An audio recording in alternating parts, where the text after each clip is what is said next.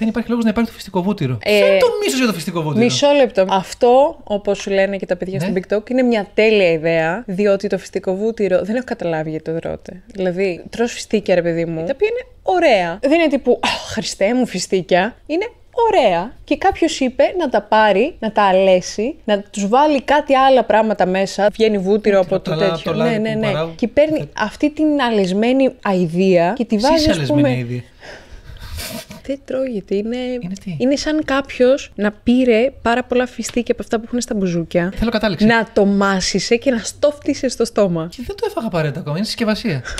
Αυτό που είναι συσκευασία. Ναι. Το έχει φτύσει κάποιος. Έτσι πιστεύω ότι γίνεται το φιστικό βούτυρο. Είναι κάποιος, τρώει πάρα πολλά φιστίκια, κάνει.